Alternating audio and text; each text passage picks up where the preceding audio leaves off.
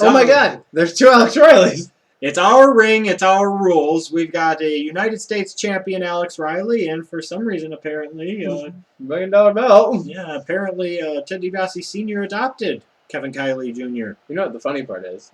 I don't own a Ted DiBiase figure. You don't even know how you got that $1 million belt, do you? No. No. And yet I still don't own a WWE Championship or World Heavyweight Championship belt. We got 2 Alex Rileys. No Triple H this time. Sorry, folks. That means we're advocating hashtag push Alex Riley. We're pushing him on this Q&A. WWE, you push him too. Are you ready for another Q&A? Is it Alex Riley themed? Sadly, no. Damn it. You know, speaking of completely unrelated things, when are we going to get a varsity villain team? I know. You'd think he would have found the channel by now. You would think so. Maybe we need to mention it again in a Raw review. I think maybe we do. Maybe put a plea out just to him. Maybe he doesn't have Twitter. I think he does. Yeah.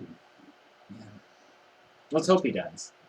At Robert Scott Reed, can or would the WWE be able to do an openly real gay wrestler storyline? Because controversy creates cash.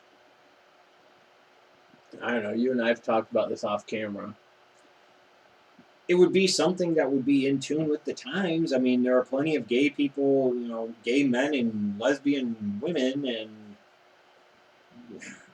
I don't see why not. I mean, maybe the easier way to go about it would be a lesbian storyline first. Yeah. Because I think, sadly, that's more socially acceptable. This would be a thing similar to the Jack Swagger, you know, What's Wrong with America storyline.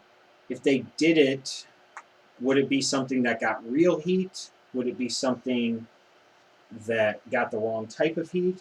Or could they make the gay wrestler a sympathetic babyface? Would it be a Goldust kind of cartoonish character? Would it be a more serious type of, hey, I'm this and I'm this, oh yeah, and I happen to be gay? Or would it be a flamboyant, you know, type of character? I don't know. And really, how much would that play into like a match or a storyline, you know?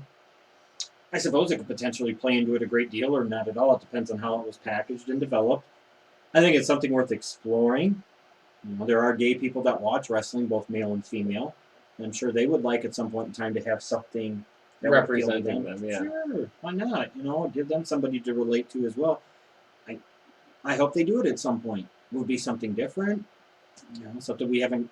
We've had characters like that, like Adrian Street, over the years, but you know, they're not in overwhelming numbers. Billy and Chuck, Kwee-Wee. Anyways, all right.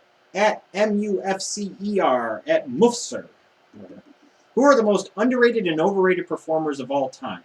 I think Shane McMahon is probably up there for underrated. Definitely. Yeah, you know, as a performer, I think he's underrated. I think, staying with the same family, I think Vince, in terms of an in-ring performer, is underrated. Sure, he wasn't a great athlete, and you know, he wasn't able to sit there and go and put on a technical wrestling masterpiece, but his matches seemed to be memorable, and he always seemed to be able to get them over. And he always seemed to be able to have one of the best matches on the card consistently. I think people sleep on how good of a performer Vincent K. McMahon really was, especially as an all-around performer when you factor in the character and you factor in the mic skills and the persona and the way he carried himself. I still think Triple H is perhaps the most overrated of all time. RVD is, I guess. I think both Brett and Shawn are overrated to a degree, not to the degree of Triple H. I'm not trying to knock him, but that's just the way I kind of see it. I think John Cena's overrated. Randy Orton has been overrated for a number of years. Big Show. Big Show, I think, is kind of a victim of being overexposed. Yeah. I mean, imagine if he was around in the 80s or early 90s where you didn't see him every single week or several times a week. How much more of a big attraction would he be? Because he is a legit 7 foot, legit over 400 pounds. He can talk. He can work in the ring. He's a very athletic big man. I mean, if he was in a different era, we'd be talking about Big Show in a similar light to Andre as one of the greats of all time. I don't think there's any doubt. Anybody else you could think of that was underrated or overrated? You could come up with a lot of names, but More so probably on the overrated side. Yeah, definitely. Yeah. It tends to skew negative. It tends to be easier. Trying to think of anybody else underrated. I think Edge is a little bit underrated. I think by the I time you thought get, Edge was pretty much where he needed to be. I think when people think about him in terms of his all-time legacy, I think he is somewhat underrated just because He did everything. yeah, I think people don't have an appreciation for just how good the guy ended up really being. I think Kane in some ways is a bit underrated too. There's a lot of guys go on this. At the Ben Wardy, what's your favorite movie starring a wrestler? You go first. I'm thinking. I know. Like in a starring role, like they're the main character. Go ahead and say Spider-Man and saying the Macho Man is Bonesaw. No, that's not what I was going with. Favorite movie starring a wrestler. Now it has to be a Hogan one, brother.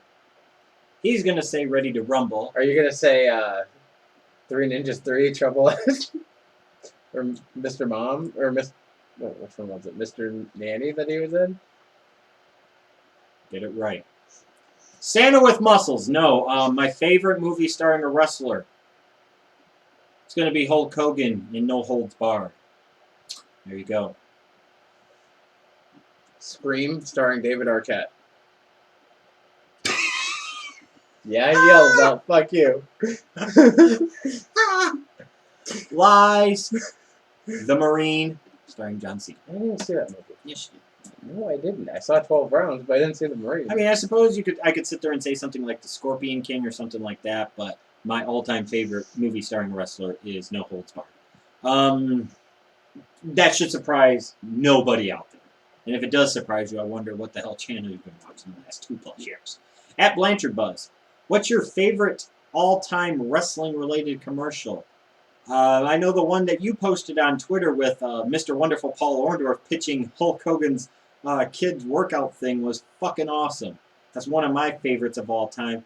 A lot of great commercials featuring wrestlers. Slim Jim? Anything with Macho Man and Slim Jim would be high up on the list. I also like the one that they did, if you remember, during the Attitude Era where the WWE, I think it was a Super Bowl ad if I'm not mistaken, where it was like a 30-second ad where they're basically, it's a parody of everything that people say about them, talk about their good, wholesome family entertainment. That's one of my favorites too. Or maybe Stone Cold on the Sports Center commercial. That would be another one. Yoshmo Bob asked the following question that I'm pulling up now. There we go. What do you think of the IOC and their decision to eliminate wrestling from the Olympics? It's dumb. Really, really dumb. Guy goes to school for wrestling, gets to college. Oh, now you're done. There's really not anything else. I mean, at least you used to have that that Olympics out there. And when you look at the number of countries that are involved in that sport compared to some other sports where it's a limited number of countries. Oh yeah, badminton. Well, here's the thing. Why do you have to drop anything? You already dropped sports like baseball and softball. Why do you have to drop anything at all? You didn't have to. You chose to because you're fucking morons. Hashtag save Olympic wrestling. That's the type of shit that should be trending. Yes, definitely. And shame on anybody in the wrestling business that isn't on board with hashtag save Olympic wrestling. In fact, I will say, if you're in the wrestling business and you're not on board with hashtag save Olympic wrestling, then go fuck yourself. How dare you? Amateur wrestling in a lot of ways is the basis and foundation of what professional wrestling is. That should be, in fact, they should be talking about this shit on WWE for weeks. Yeah. It should be mentioned on Raw. It should be mentioned on fucking pay-per-views. But it probably won't be because that involves wrestling. At Lesnar Fan 200, what was your favorite Bret Hart match of all time? Either him versus Davey at SummerSlam 92, him and Owen at WrestleMania 10, or him and Austin at WrestleMania 13. At Retro Kaiser, have you ever watched the cartoons Hulk Hogan's Rock and Wrestling Connection or Ultimate Muscle? Excuse me. Back when I was younger, yes. All the time. Hulk Hogan's Rock and Wrestling Connection. Hell yeah, man. That was the shit back in the 80s, dude. I mean, they literally were cartoon characters. They were larger than life. You want to be mainstream? You get your own fucking cartoon that plays on Saturday mornings. I sat there with my wrestling buddy and I fucking watched it. Hell yeah. At Kyle Garner 92, who has had the biggest impact on pro wrestling between HBK or The Undertaker? I'm going with HBK. And I'm going with Undertaker. Okay. At Candy Lick 21, do you think WWE will ever have another Survivor Series Deadly Games tournament for the WWE title? Never say never. I'd like to maybe see it. The only problem is when you do those tournaments like you did with Survivor Series 98, when pretty much the whole show is based around that tournament, you get a lot of matches, a lot of short matches, and it can kind of seem like a cluster. But we have 3 hours now. You're talking about Raw. I'm talking about the pay-per-view. Well, the pay-per-views are just as long We as have Raw. 3 hours now. They might as well make the big 4 pay-per-views 4 hours. I don't know why they don't. Make them seem a little different from the TV show that you get for free on cable. At Tom STR Hartnell. Since it's pretty much a guarantee that we'll have Honey Beef mode at WrestleMania 29, my question is, when will they induct Lana and Mama June into the WWE Hall of Fame? It's imminent. It's not a question of if. It's when. I'm going to start bringing a bottle of tequila. And I'm going to take a shot every time you fucking talk about Honey Boo Boo. So you're going to get shit-faced. I'll remember that. Honey Boo Boo. No, you don't have any. I can't just go, oh, here's the tequila. Honey Boo Boo. I'm just saying because it aggravates you. But Alana and Mama June should be inducted whenever they want. Yes, because I don't have a lighter too. I was going to burn off my facial hair. Ty Except for the mustache. You got to keep that. Wouldn't take much to burn it off. At Ty_Trap. If Psycho Sid and Sin Cara had a match and were told by Johnny Ace to expand their offensive repertoire, who would botch worse? Define worse. Oh my god, it's already started. They're sending more questions about Psycho Sid. We go from fucking Honey Boo Boo to fucking. When in doubt, Psycho Sid, because he would go from doing a big boot off the second rope to trying to do a Frankensteiner off the top rope. Or we would try to do a missile drop kick off the first rope. I don't care. Psycho Sid, because he rules the world. I want Metal D, Marvelous Mark, or Tasteless Tony T for the next one. Yeah. And then you can go back to your little bitch corner and read the questions to us.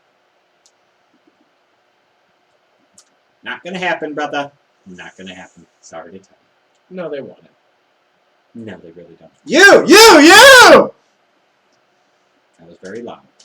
And you didn't do it right. It's you! Alright, that's enough. Get out. Send us more questions.